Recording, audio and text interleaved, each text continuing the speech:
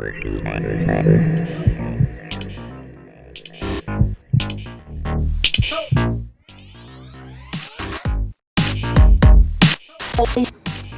guys, today we're going to do a operator's perspective on Over the Edge from UNIS Manufacturing Technology. Over the Edge is a marble pusher merchandiser slash ticket game. It does have some tickets. As you can see, this is a two-player model. If I can back out for you. All right, so, and I'll go over the gameplay a little bit, some of the settings, and how to set it up for payout and things like that. So, as you can see, with every marble pusher, you know, marbles come down, they fall off the end. With this one, it says balls dropped over the head converts to tickets. I have yet to see that work. I don't think that is correct. When balls go over the edge, there's no mechanism to count them that I can see. So that's just some sort of error in the instructions, which has to be corrected. But what you got here is two buttons and then two chutes that correspond with each button for marbles to come out.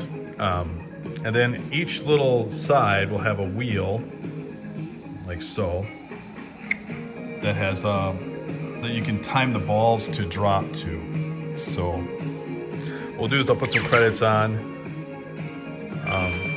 We charge roughly $1 for 5 balls. You can see 5 balls up in the corner there. And then every time I push this button right here, a ball will pop out. I think I hit it twice or 2 came out. Sometimes it hits.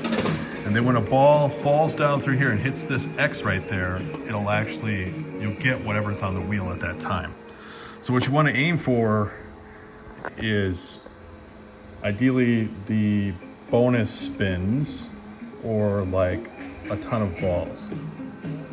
So let's just keep going. And it's going to time me out if I don't go. So I got 1 extra ball. What we want to hit is bonus spins, which is not that. I got 1 ticket, another ticket, and that's it. That's $1. And as that happens, balls will fall over the edge, and then you're going to push these prizes over. And when you get to bonus spins, what you do is you have a chance to release a prize to be dropped out of the field. And there are small, medium, and grand prizes. We'll go over that in a little bit, but what we're going to try to do is get a bonus spin here. Put another $1 in. Okay, suck at that side. So maybe, and then when you push this button here, it actually goes to the other side. So we'll do that side. I got 1 ball. No, 2 balls. There we go, we got a bonus spin. Okay, now when you get a bonus spin, you have a whole new wheel that you can hit the button to stop. And as you can see, you have small prize, sometimes a medium prize, and then there's a larger selection of tickets and balls. So what you want to do is you want to try to time it, stop on a prize, and nope, I got 3 tickets. So I got 3 tickets on my card. And that's how this game is played. So we'll play a few more here.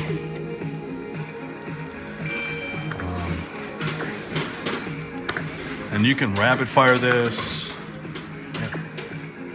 all you want, I guess. And what's happening each time we play is this little bonus meter, prize drop meter, is going up right here. And when that gets all the way up, when you get a bonus spin, it's nothing but drop prizes. So we're gonna keep playing. There we go, we got another bonus spin. I'm gonna try to get a medium prize, which is hard. Maybe I'll try to get a small prize. Nope, I got 8 balls. So 8 balls will come out and help me with pushing over my stuff, which is slowly but surely happening. Ticket. And you can totally skill time these bonus spin drops. It's not that hard. I just am not very good at it.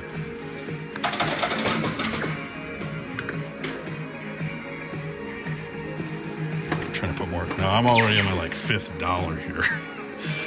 So I mean, this thing eats money pretty quick, especially if you're rapid fire. And see, I just totally skill time that right there.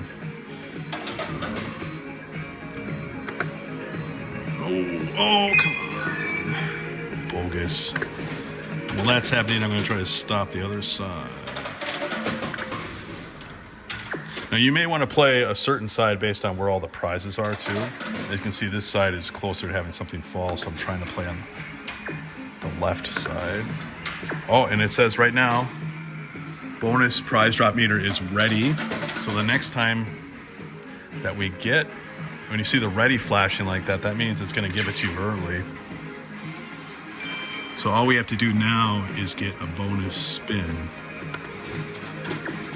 Which that's not it. Oh.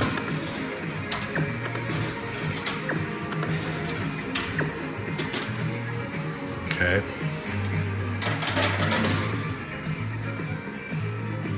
And that's another dollar gone.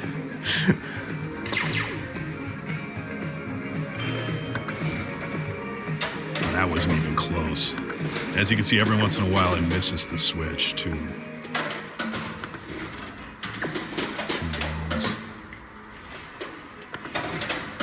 Gosh. There we go. As you can see now, the prize wheel changes, and now we have small, medium, and grand prize listed. This is the only time you really can get grand prize that I know of. So we're gonna get a prize no matter which one we hit. So we're gonna try for grand prize. Nope, we got a small prize. So now it's gonna dispense a small prize, like so. And then the little thing will flash, and then we get another prize that falls on the field. And that's how this game is played. And you can end up with like a ton of prizes on there like this. Yeah, so that's how the game is played. Now we're going to go over some settings. As you can see, we're not getting any tickets for the balls going over. So, anywho. So now what we're going to do is we'll come back and then we'll go over the settings. All right, let's go over the settings in the operational menu. As you can see, we have the coin door open, and each side will have its own computer, own meters, own prize counter. Ticket counter. It's an awful lot of tickets, geez Louise. And then different reset things. Test menu, bookkeeping. And this is just a reset. I don't know. I've never used it. You have to refer to the manual for that. So if you were just to push the bookkeeping menu for a second, you'll come up with like a short menu that shows you the total coins, the total tickets, and it'll disappear quickly. How many grand prizes, medium prizes, and small prizes were vended. I don't know if you can reset this. I generally don't. And this button also doubles as the setting button. That's the button I was pressing right there. To get into the settings, you got to press and hold this for at least 5 seconds. I just press and hold it until it actually comes up.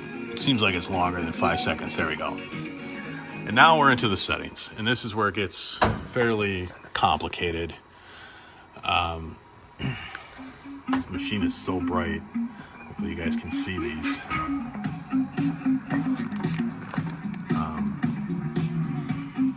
the volume down for this. Well, we can do that.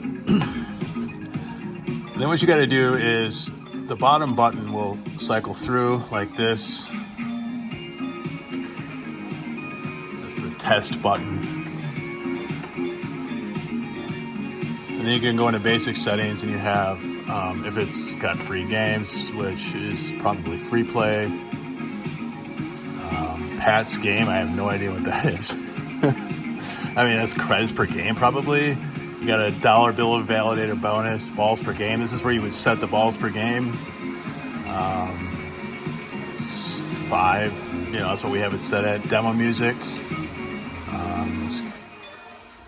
Darn it. Now get over to this left menu.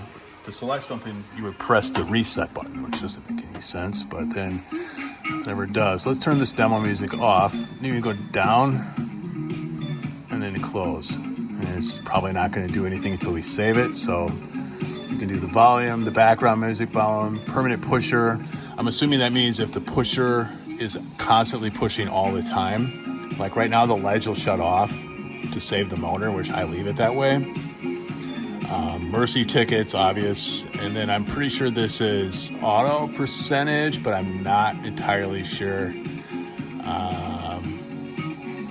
I don't know. Sometimes some of this stuff doesn't make sense.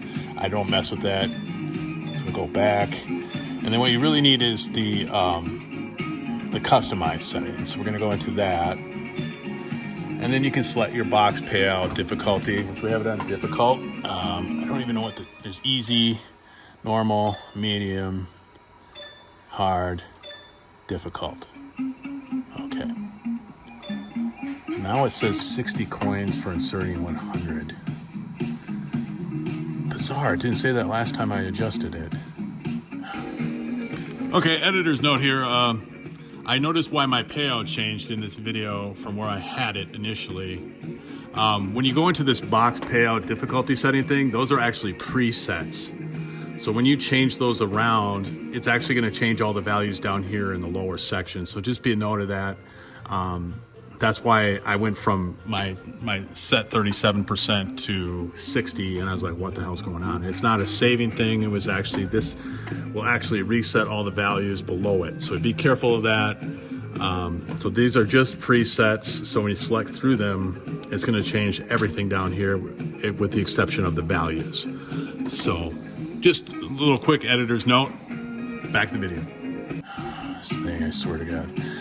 All right, so the next thing you want to do is you want to set the coin value per ball. So we have it set to $1, and for every $1 you get 5 balls, which is 20 cents a ball. And then you go down and you can set the different dollar amounts for small, medium, or grand prize.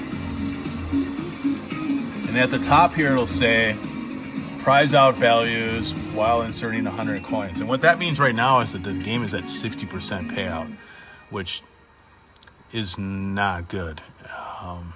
So what we'll have to do is make some adjustments. And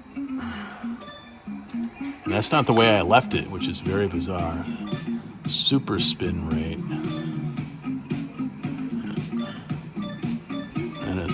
See, and as I adjust that top value changes. What's that, 12, I believe?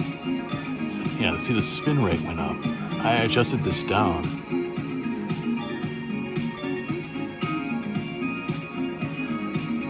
And you can make some adjustments here to the different rates and things to change that percentage. So we're going to adjust that down. Oh, there it is, 37. That's not too bad. So 37 coins for every 100. It's roughly 37%. And maybe I didn't save it last time. You can do the tickets per game. As you can see, the tickets will have no bearing on that percentage. So the tickets are its own separate thing. I found out that it pays roughly 10% in tickets, but our tickets here don't do much of anything, so I'm going to leave that alone. You may want to turn the tickets off or figure that into your percentaging for the items. So let's keep going here. So we have $5, $10, $20. Now that the $20 is probably accurate. I mean, I'm not going to get too much into that, but I think there is a way to turn off the tickets. I'm not entirely sure. And then what you have to do is go down to back. And then you want to save it before you leave. And here's the data from our other side.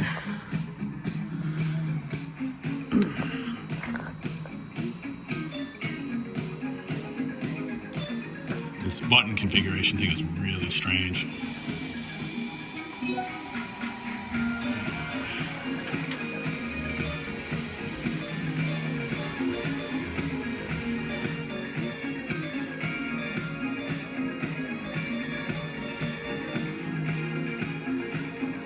So those must be the different payout this small prize thing here must be the different payout scales, like how it distributes. Yeah, see, this one's 37, so maybe I forgot to make a save on the last time. This one is correct, so I must have forgot to save. See, this is, if you leave it sit and you forget, or it didn't save. So, but like I said before, the main thing is this calculation, 37% out of 100, you know, I figure, you know, it's gonna be 47%, and that's pretty high, but most of that is tickets and that are not gonna get used, and we'll come back in and tweak that. And the ways you can tweak that are, you know, this $5 item can actually be an average of 5 or sometimes lower, or you can just lower it in here. You could set it totally differently. And who's to say that I'm setting it right? I have no idea. This is how we have it set. And the good thing about this machine is you can actually set each side different from each other. So you want to try some weirdness, you can put it on one side and have it totally be different than the other side and see side by side which is a better option. All right, now let's cover how we load the prizes into the machine.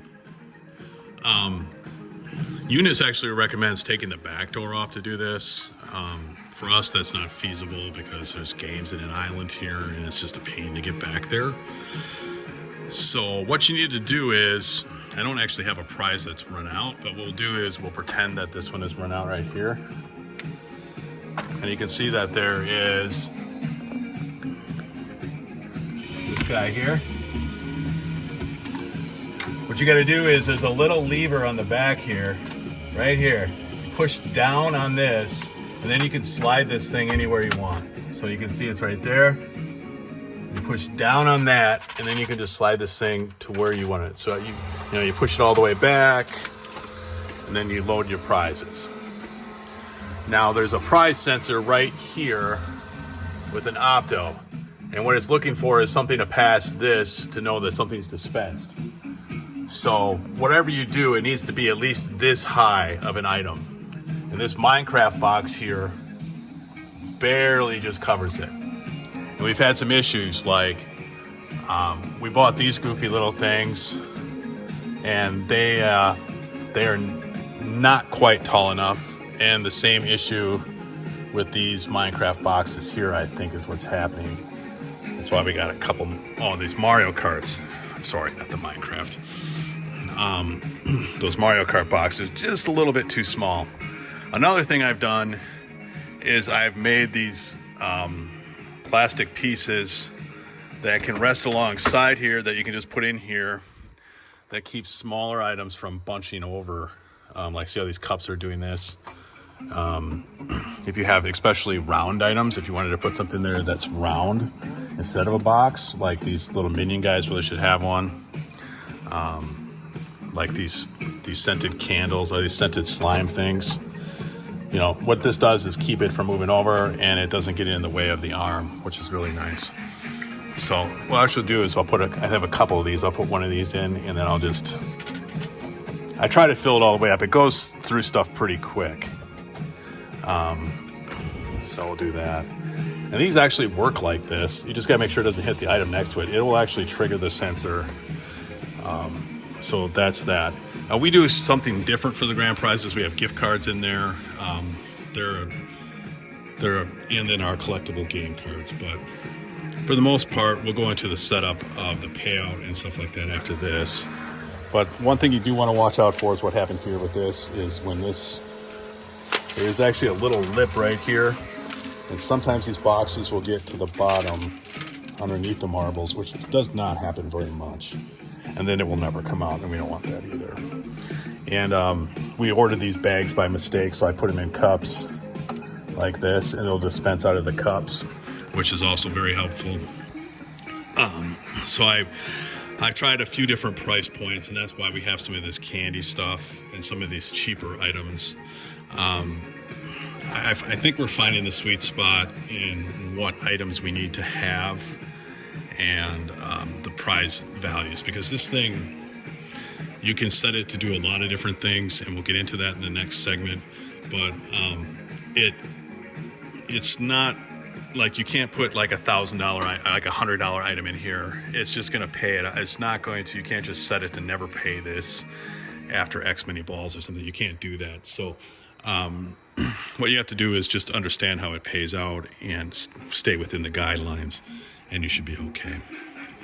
So, I mean, other than that, mechanically, it's been pretty sound. It's definitely worth the money that you paid for it. It has had some buzz lately on the internet. It's just a little convoluted in the settings, but it does give you free range for the most part to go to a certain value of item, and you know, each is their own, and you'll just try what works for you. So that's this little bit of an operator's perspective of Over the Edge from UNIS. Let me know if this helped you at all, if it didn't help you at all, or if I just made you more confused. So yeah, leave me a comment down below. A like on the video would be awesome, and then I guess I'll see you next time. Thanks a lot.